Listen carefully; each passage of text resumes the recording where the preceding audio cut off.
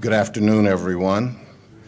I'm Columbus Public Safety Director Ned Pettis, Jr., and today we are here to announce a new leader for the Columbus Division of Police and a new chapter in public safety in the city. At this time in Columbus, it's tough to imagine a more important decision than this. The challenges are great, the work is essential, and the opportunity is enormous. Our next chief of police will lead a force full of exceptionally talented and dedicated professionals. She will also take on some of the most urgent problems facing law enforcement across America. Soaring rates of violence and homicide, fear and mistrust in our minority communities, and implementing the change and reform to repair what is broken. We have made historic changes to help this division and our next chief meet the expectations of the communities that we serve. Our robust recruitment efforts have helped us seat some of the most diverse recruit classes in recent history. For the first time ever, a civilian police review board and an independent inspector general will investigate and oversee allegations of wrongdoing. We changed the leadership structure of the Division of Police, and that means for the first time, the new chief will be able to bring in their own executive staff to help guide the division. And of course, for the first time ever, our chief of police is from outside of the division. The process of selecting a new chief has been rigorous. From 34 applicants, we conducted interviews with 9 finalists. The final 4 candidates fielded questions from residents in our virtual town hall. We then turned to the community, gathering feedback from dozens of stakeholders. I'll say it again, the challenges are great, the work is essential, and the opportunity is enormous. And I have complete confidence in our new chief that she is up to the task. So now to introduce the person he has chosen to meet this very important moment in our city's history, please help me welcome the Honorable Mayor Andrew Ginther.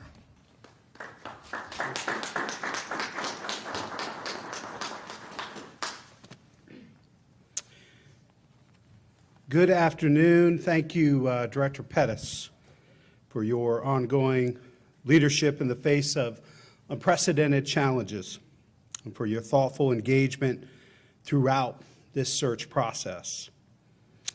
We are better for your insight and counsel as we work to select the next chief of police for the city of Columbus. Thank you, Director. Thanks as well to my staff, most especially Deputy Chief of Staff Kate Pisciotti, and for all of her work and support with Ralph Anderson and Associates, and in coordination with the Columbus Civil Service Commission and Department of Human Resources, led a thorough search process. I also want to give special thanks to retired Columbus police officer and Columbus Civilian Police Review Board member Willard McIntosh, who served on the interview committee, and all of the community stakeholders who provided feedback and advice, and who actively participated in our virtual town hall. I also want to take a moment to thank our interim Chief of Police, Mike Woods, for extending his distinguished service to our community and ensuring the effective management of the Division of Police as we work to identify our next leader. We are grateful to Chief Woods for his service and the contributions and sacrifice of the Woods family to support him with said service. Neighbors, we are at a critical moment in our city's history as we work to move through and past the pandemic that has gripped all of us for more than a year. COVID-19 has laid bare the racial and economic disparities, inequities that have long divided our city, our state, and our nation. disparities, inequities in public health, housing, education, employment. And it has highlighted the disproportionate impact of violence and an old, outdated system of policing on communities of color. It has amplified the calls for racial justice, rooted in a distrust of police in our community, especially among our black and brown neighbors. At the same time, we face the prospect of what could be the most violent year in our city's history, with so many of the victims being our young people, and overwhelmingly African American.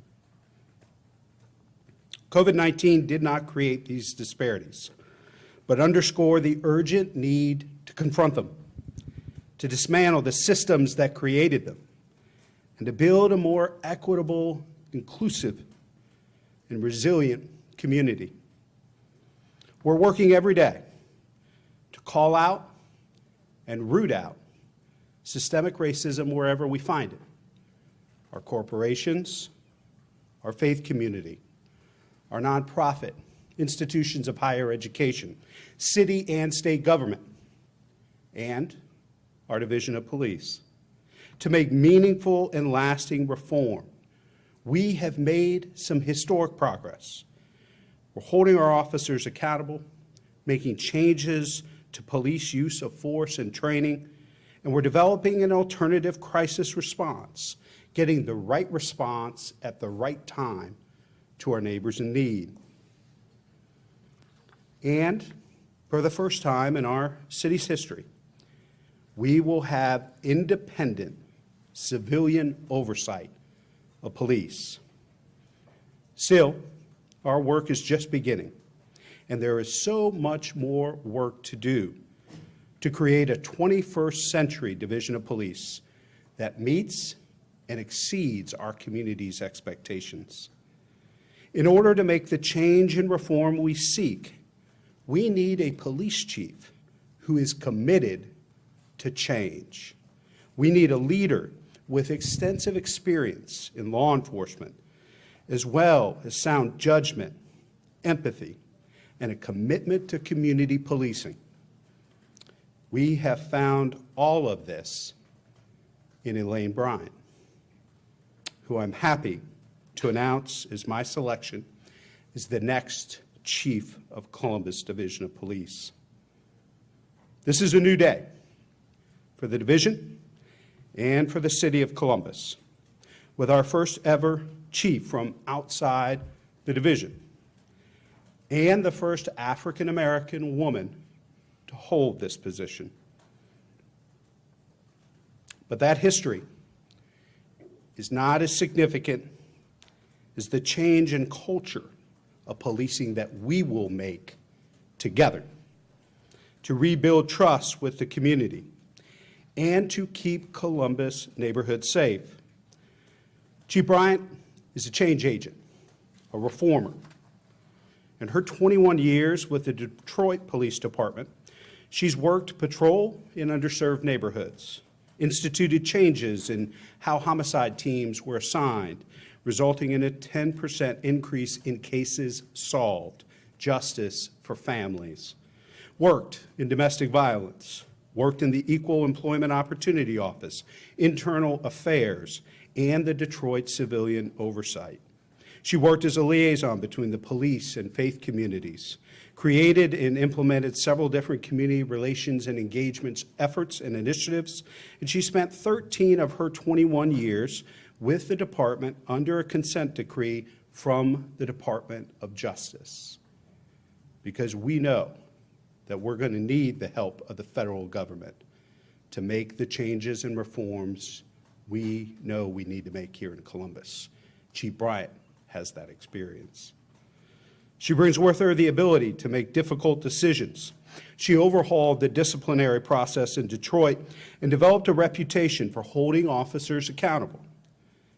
But at the same time, she possesses a collaborative spirit, recognizing the importance of support for officers and of mentoring women and minorities all along the ranks. She's well aware of the difficulties facing her in accepting this position. But based on what I've heard about her, her track record, and her family, she has never shied away from a great challenge. We're so thrilled to have Chief Bryant's mother, aunt, friends, and support from Detroit here today to support her as we introduce her as our new chief. She will be an incredible leader for this community, for our division of police. It is my pleasure to introduce Columbus's next police chief, Chief Elaine Bryant.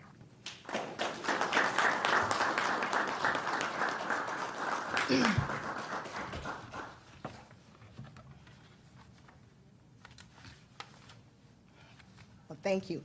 Thank you, Mayor Gunther. I am humbled and I'm honored to be chosen as the next chief of police for this great city of Columbus. I also want to thank my mother, Gwen, for being here with me today. Mom, you are my inspiration. I'm the woman I am today because of you. I also want to thank my Aunt Elaine for being here as well.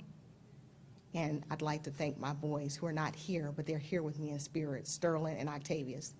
And I want to thank them for giving me the greatest title that I can hold, Mother. I spent the last 21 years in law enforcement at the Detroit Police Department. Some of the most rewarding and heartbreaking events in my life occurred during that time. Being a part of so many community initiatives that connected the police to the community, such as National Night Out, Seniors Cupid Ball, and youth programs such as City Camp and the Brotherhood and Sister programs have been so rewarding for so many people in our city. Also, I've had tragedy. The tragic death of my dear friend, Sergeant Elaine Williams. Sergeant Williams lost her life 2 years ago to domestic violence. She was a vibrant soul. She had a smile that would light up any room that she walked into. Sergeant Williams was taken from us so early. When I got that call that night about her death, I rushed to the scene and I felt helpless as I watched grieving family and my peers. To this day, we are still waiting for justice for Elaine. Also, the death of Christian, a 3-year-old. He was on his way to see Sesame Street live when he was gunned down in his godmother's car because of a road rage incident. These senseless acts of violence never get easy to deal with. These type of incidents is why I'm so passionate about what I do, about being a peace officer. This is my calling, to serve my community and be a positive change. I faced many obstacles in my journey, some because of my gender and some because of my race. I never let these obstacles stand in my way. And I'm determined to assure that issues of gender and race do not negatively impact our recruits, our officers, or the residents of Columbus. Earlier today, I sent a message to the division, letting our officers know our first order of business needs to be trust. I need to earn their trust, and together, we need to rebuild the trust of our community. Because without trust and cooperation, we can't do anything. We need that to tackle the biggest challenges facing this great city right now. We have a lot of work to do, and I emphasize the word we. No one person can make these changes. We need to have everyone involved to change a culture, rebuild trust, and restore neighborhood safety. This is going to take all of us, police officers, residents, faith leaders, business community, elected officials, and even you, the media.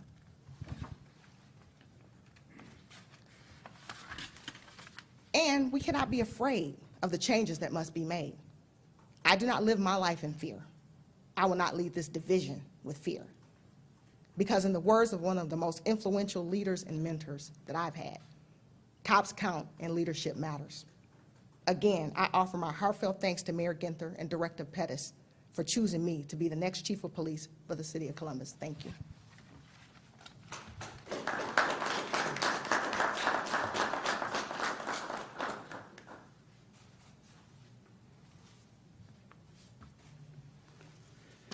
We're very fortunate to have with us today Bishop Timothy Clark, one of the great faith leaders in our community, who has been an incredible resource, advice, guide, counsel to me, both personally and professionally for many years. And so glad to have Bishop Clark with us today to offer some words of encouragement and a prayer for our new chief and our community.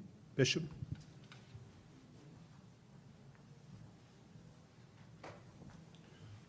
Good afternoon.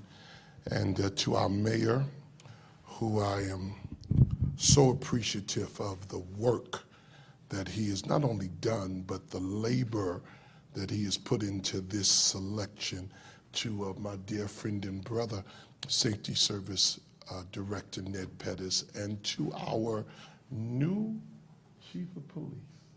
We are honored that you are here, and we are excited about what the future holds. I think that Chief Bryant set for us a marker when she used that inclusive word, we. This will not be done by a person. It will not be done by a party. It will be done by the public citizenry of this city. As we roll up our sleeves, put our shoulders to the wheel, and work to make Columbus the great city that she has the potential to be. I am excited, we are all excited, as we welcome this Nubian queen to lead our police department. I believe a fresh wind will blow. I believe a new spirit will emerge. And I believe we're going to, together, see Columbus go to another level. Would you join me in prayer? How grateful and how thankful we are that you cause the solitary to sit together in families. You don't let us live by ourselves. It grieves you when we do.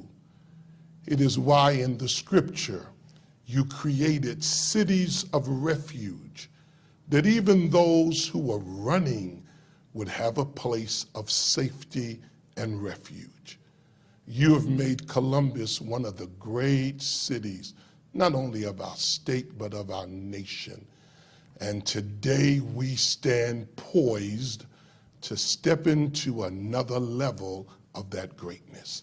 We thank you for our mayor and for his team. We thank you for our safety service director and those who work with him. We are thankful for every member of the Columbus Police Department. We thank you for every officer, wherever they serve, whatever precinct, whatever capacity.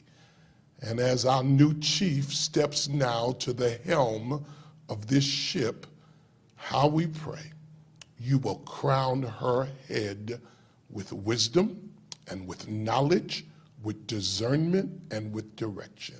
We lift her sons to you, her mom, her family, and we cover her now with our love and with our prayers. Irrespective of our faith background, all of us join together to wish for her the best, to wish for her good success, and to wish for our city many years of faithful leadership. We pray now that your kingdom come in new ways, your will be done, and that all who wear the badge, who wear the blue, will always know that they are covered not only by your hand, but by the prayers of all of us who want justice to roll down like water and righteousness like a mighty stream. Grant it today, and we give you praise. Amen.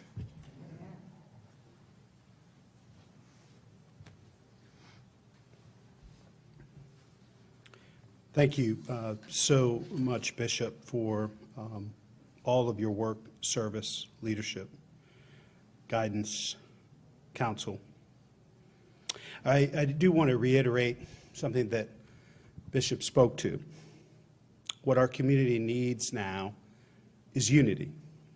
We need to wrap Chief Bryant in the support she needs, both from within the division and from the community itself. I'm excited that Chief Bryant is joining the city. But I want to emphasize that she, and not any one person, is our Savior. No one is coming to save us. If we want accountability, transparency, safety, if we want trust restored, it's up to each and every one of us. She's a great dynamic leader, reformer, change agent. But she alone cannot bring the change we want and need. She will help lead us, but we all have a critically important role to play. As President Obama said, change will not come if we wait for some other person or some other time. We are the ones we've been waiting for. We are the change we seek.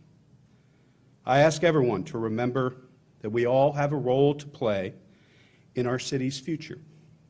Together, we can move toward healing, towards 21st century community policing, and toward a city that is safe for everyone. But only if we're committed and willing to do the hard work and take on the great challenges of our time. But this is Columbus, and this is what we do. We were made for this time, and we have the right leader as our next chief to guide us in that critically important work. I'll be happy to take a few questions, and Director Chief Bryant and I will hang around for one-on-ones as well. Yes, Lacey. Can I ask Chief Sure. Bryant a couple questions? Well, we'll start with one. We'll make everybody take turns. We're going to do it First of all, congratulations. Thank you. To Columbus. Thank you. The mayor has changed a few things in the position, allowing for you to bring your own staff, assistant chiefs. Is that something you plan on doing? I absolutely plan on looking at that. Right now, I can't give you a definitive answer on exactly what I'm going to do, but that is absolutely something I'm looking into. When is your first day? I am working towards that right now. I want to get here as soon as possible. You know, I have some things to wrap up at home, but I want to hit the ground running as soon as possible, so I will be trying to get to move here as quickly as possible. I can't give you a definitive date, though. Hi, congratulations, Jamel Mohammed, the Spectrum. Thank you. What are some programs from Detroit that you're hoping to maybe not mirror here in Columbus, but we've seen, like Mayor Linda talked about, some alarming homicide rates here, especially these past few weeks. What are some things that you're hoping to bring from Detroit here in Columbus you think would help that? Oh, well, I'm absolutely hoping to bring some youth programs here. I think that's so extremely important, and I think it's important to get to them prior to high school. So I'm looking at middle school age children. We absolutely have to wrap our arms around them. We can't just look at it. We can't arrest our way out of crime.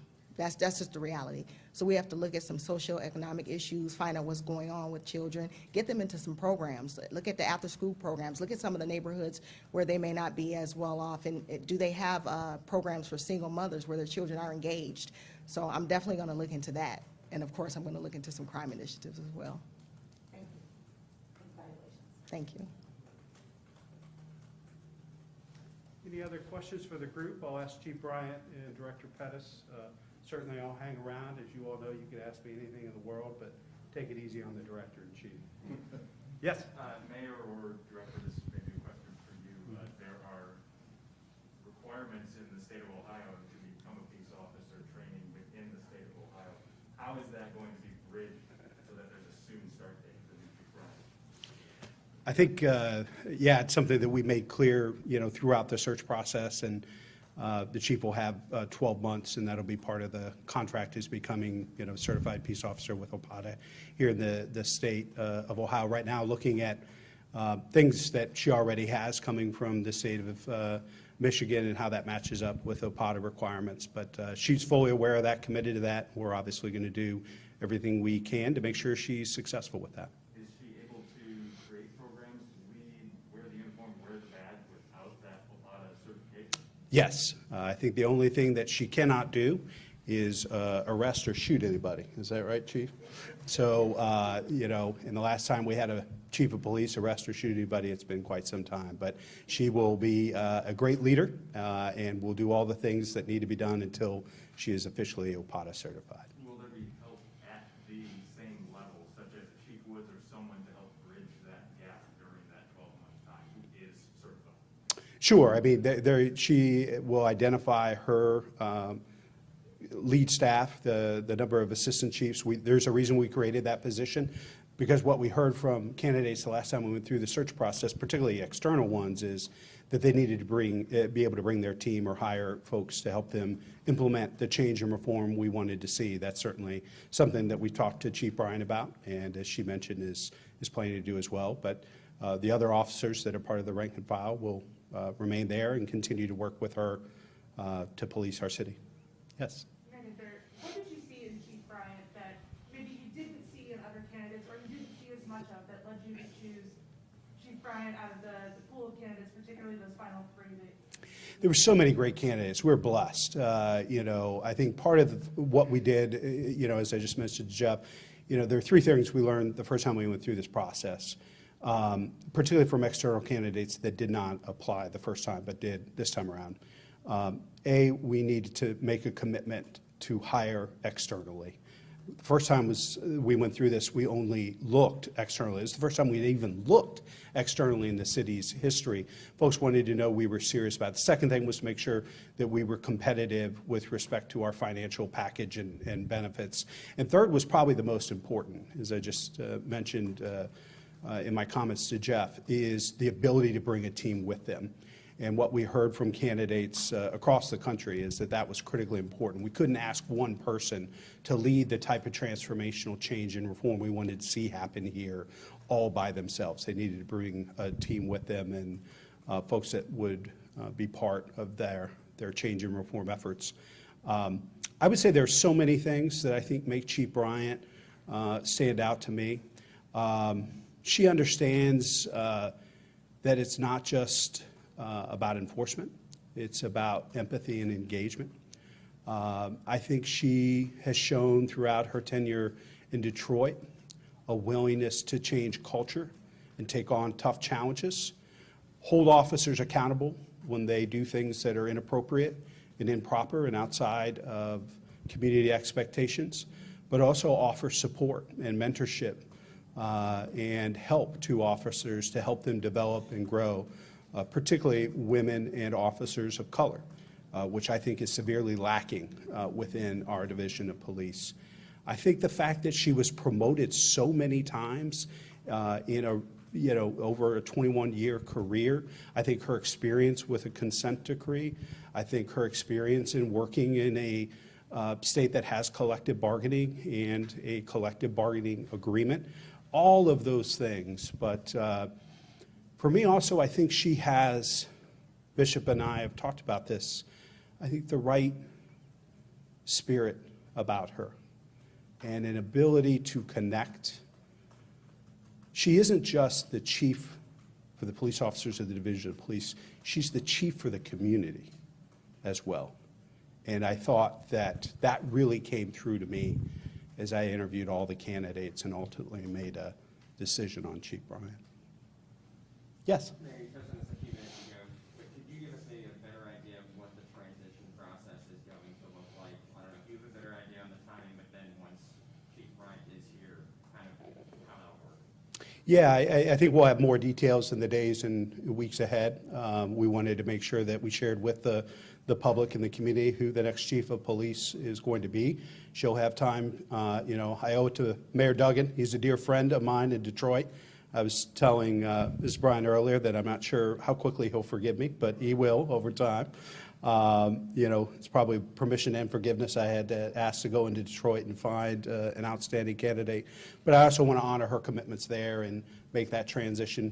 We owe that to the people of Detroit, to Mayor Duggan, but also wanted to name her, get her here as quickly as possible, have her identify her leadership team, and during that transition, and obviously interim chief Woods has agreed to stay on until that transition takes place. So I feel very good about where we are. We'll have more details days, weeks ahead that we'll be happy to share with you. Yes? You've talked a lot about how important transparency is. A lot of the search committee members on the last chief search have expressed frustration that they didn't think this process was as transparent as last time. Do you think you could have been more open and honest with the community about the process, the steps, the candidates, where things stood? I think we were pretty clear from the outset about how we were going to go about this. And, you know, we had several thousand people that were part of the virtual town hall, far more than we ever had, that we could have fit into East High School when we did it in person through the last search process. Several hundred folks were able to submit questions.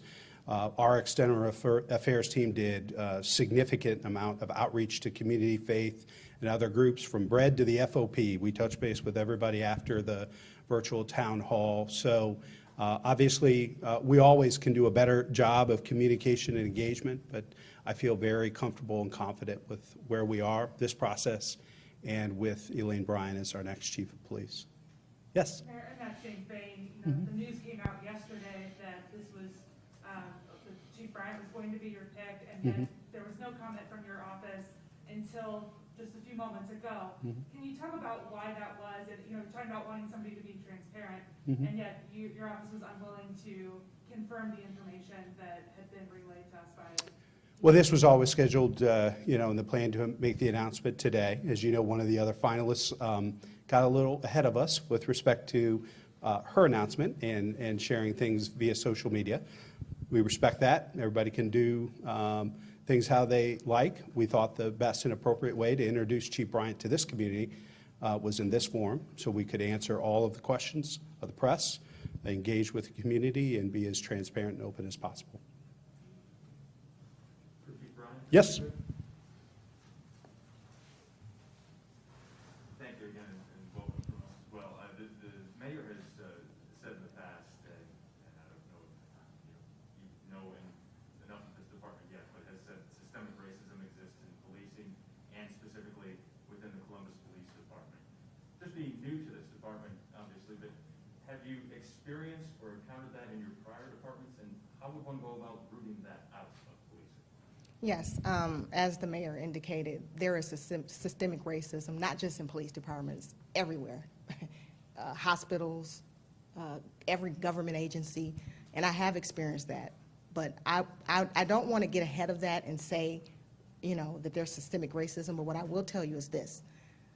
We're going to absolutely look at everything once I get here and determine, are we looking at implicit bias? Are we looking at systemic racism? What type of training have the members had in regards to diversity, inclusion?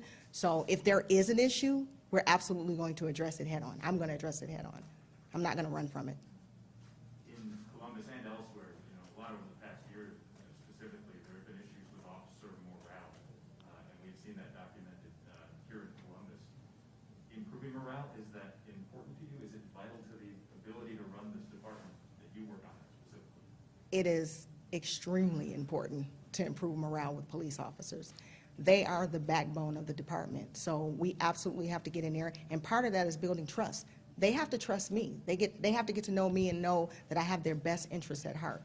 So going in, being transparent with them, making them part of the solution, getting them involved in the process of being able to change the department and move forward in a positive light and connecting with that community is going to be huge. So morale is extremely important. I will be meeting with the troops, boots to the ground, from day one, and I will be involved. They will be involved in every step of this process. And we often talk in a lot of the public arenas about bridging a gap between genders, between races, and oftentimes we talk about that only going in one direction. As a black woman in Columbus, how do you bridge the gap back to a force that is a lot male, a lot loyal? So, good question. And it's funny because a lot of people make the assumption that when you come in, that because you're a minority, that you're looking to just strictly address minorities. No, this is about inclusion. It's about equity for everyone. Everybody has a place at this table. And it takes all of us to make it work. The police department needs to reflect the community in which it polices. And that's what we're asking. We're asking for more diversity, but absolutely, I'm not excluding anyone from this process. Everyone is needed. I think it's important, Chief, if I could just add, I just want to make sure we're being perfectly clear here. Systemic racism is not an opinion. It's not a feeling. It is not an idea. It is a matter of fact and history and experience. And the Matrix report and the recommendations of the Safety Advisory Commission speak to the fact of the experience of women and African-American officers, what they experience within the division, and what they see demonstrated by members of the division in their interactions with the public. Those are facts. And so it's critically important, I think, as a community, that we understand that we can only change something once we acknowledge it exists. And so I didn't want that moment to pass without calling that out for exactly what it is. Lacey, you had another question. For Chief Bryant. Sorry, Mayor. From my understanding, you were able to spend a weekend here in Columbus. Just want to know your first impressions. I understand you got a chance to maybe talk to some of the officers. I did. I think Columbus is a beautiful city. I had an opportunity to not only talk to the officers, but talk to some of the community members as well. So I love it. I think it's going to be a great place to live. I think it's going to be a great place to police.